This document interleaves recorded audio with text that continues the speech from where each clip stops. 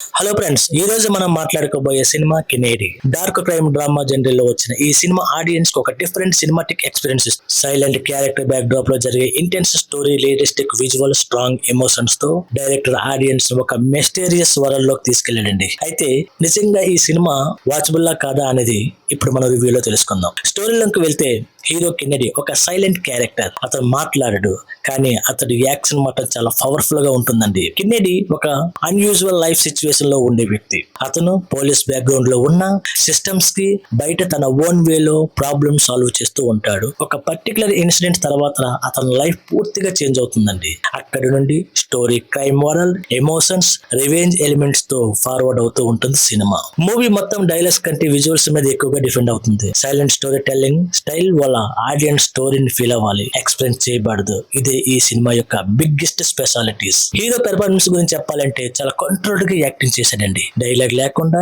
Expression తో emotion convey చేయడం easy కాదు. డైలాగ్స్ లేకుండా ఎక్స్ప్రెషన్ తో ఎమోషన్స్ కన్వే చేయడం అనేది అంత ఈజీ కాదు. కానీ హీరో చాలా నేచురల్ గా హ్యాండిల్ చేశాడు. సపోర్టింగ్ క్యారెక్టర్ కూడా చాలా రియలిస్టిక్ గా కనిపిస్తాయండి. పర్టికులర్లీ ఫీమేల్ లీడ్ పాత్ర స్టోరీకి ఎమోషనల్ డెప్త్ యాడ్ చేస్తుంది. విలన్ పాత్ర కూడా చాలా స్ట్రాంగ్ ఇంపాక్ట్ ఇస్తుంది అన్నమాట. డైరెక్టర్ స్టైల్ ఈ సినిమా బిగ్గెస్ట్ హైలైట్ అండి. స్లో నేరేషన్ అయినా ప్రతి ఫ్రేమ్ సినిమాటిక్ క్వాలిటీతో ఉంటుంది. విజువల్ స్టోరీ టెల్లింగ్ చాలా ఇంప్రెసివ్ గా ఉంటుంది. బ్యాక్గ్రౌండ్ మ్యూజిక్ సీన్ కి పెర్ఫెక్ట్ మూడ్ క్రియేట్ చేస్తుంది. ఎస్పెషల్లీ సైలెంట్ సీన్స్ లో బీజిఎం ఆడియన్స్ స్టోరీలోకి తీసుకెళ్తుందండి. Cinematography, camera work, dark tone కి మ్యాచ్ అయ్యేలా ఎక్సలెంట్ గా ఉంటుంది అనమాట.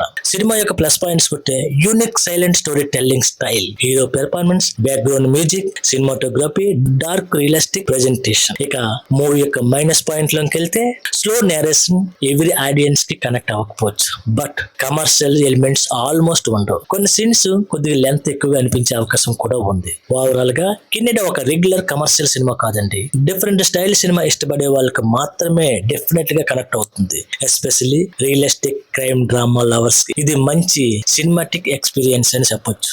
మాస్ ఎంటర్టైన్మెంట్ ఎక్స్పెక్ట్ చేసే వాళ్ళకి మాత్రం ఈ సినిమా డిసప్పాయింట్ చేయొచ్చండి. But content based cinema lovers కి మాత్రం వర్త్ వాచింగ్ మూవీ అనే చెప్పొచ్చు. మీరు ఇప్పటికీ ఈ సినిమా చూస్తుంటే మీ ఒపీనియన్ ని కామెంట్ రూపంలో తప్పకుండా రాసేయండి. అలాగే హానెస్ట్ మూవీ రివ్యూస్ కోసం ఛానల్ ను సబ్స్క్రైబ్ చేసి వీడియోకి ఒక లైక్ వేసి నెక్స్ట్ వీడియోతో మళ్ళీ కలుద్దాం. బాయ్. Thank you.